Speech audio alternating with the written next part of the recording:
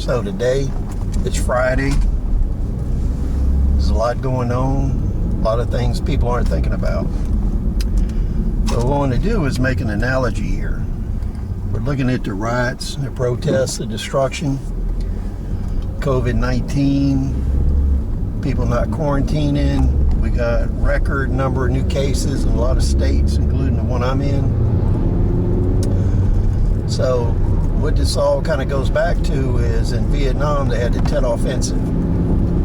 So when we compare what's going on to the Tet Offensive, two things come to mind. One, Antifa and Black Lives Matter is being treated as a sacrificial force by the powers that are funding them, just like the Viet Cong were during the Tet Offensive. During the Tet Offensive, the Viet Cong were committed in mass, and they were destroyed as a fighting force. After that, the North Vietnamese army took over the war effort. It gave the North Vietnamese a big propaganda victory, while the Viet Cong ceased to exist as a viable fighting force. When you look at what's happening today, Black Lives Matter is being treated as a carrier for inserting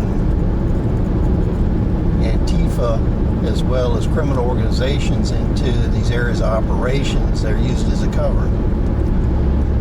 So if Black Lives Matter does not sort out and make sure that Antifa are not members of Black Lives Matter and criminal organizations are not members, then what happens is these broad fronts get labeled all together as being representative of the most violent element of them. So what's happening here is a unified front that's being built by the powers that be that are funding this. They're blending together all these organizations.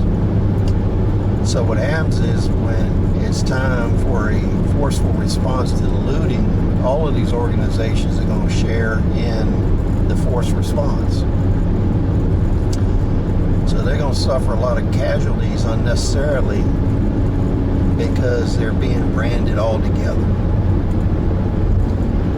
Now, the powers that be know that this is happening, and the people that are funding all these organizations and providing the weapons, the bricks, the IEDs, explosives, the money, the logistics organizations, and the training, they know this is going to happen.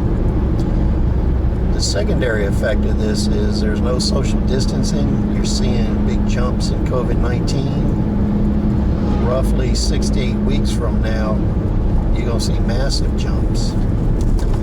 If this blends into the flu season, then you're going to notice an even more lethal response to the disease. So the leaders and people funding this, they know full well that they're sacrificing all these people for their political aims. Now, what are the political aims? What this is going to accomplish is to deepen the economic depression we're in and cause economic collapse. So when you look at what's going on, these efforts are being aimed at several things. One is the businesses that are still open and could reopen and employ people in their homes. So what you're doing is you're knocking people out of their homes and destroying them when they can't afford to rebuild them. They can't afford to rent anything else because of job losses. You have businesses that are forced to protect themselves, to board up their places of business, to move their inventory so it won't be stolen. All these additional costs, in addition to not being able to operate and buy and sell, is creating even more economic drag, which makes economic collapse even more likely. So the end game here is economic collapse.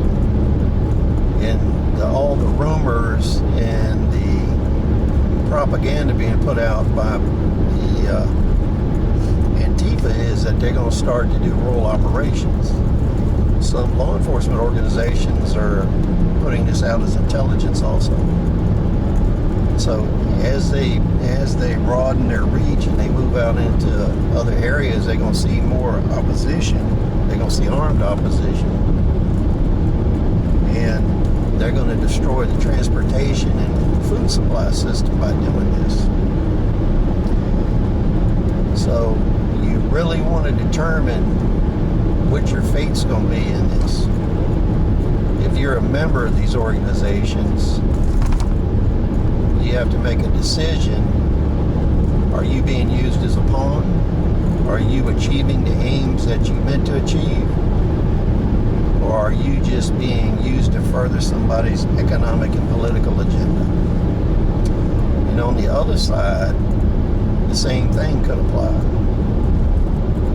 So think about this, rate, comment, subscribe, tell me what you think, and I'll see you on the next video.